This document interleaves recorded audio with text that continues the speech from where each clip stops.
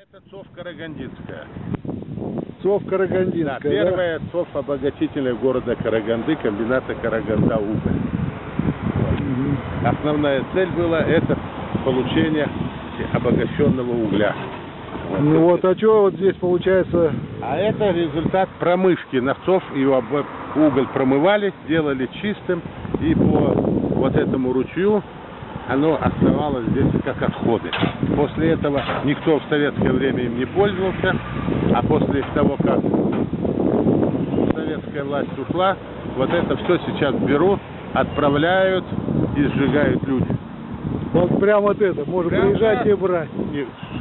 Продают все это и сейчас. Ничего Оно себе. охрана здесь кругом. А Вот. как это вообще по-народному называется? Это Черное море иначе. Вот Черное море в Караганде, да? Вон, видите, Черное море еще вдалеке, оно тянется где-то на 2,5 километра.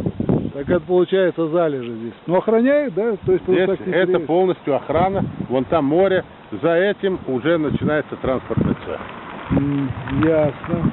Вот, оказывается, где черное золото зарыто.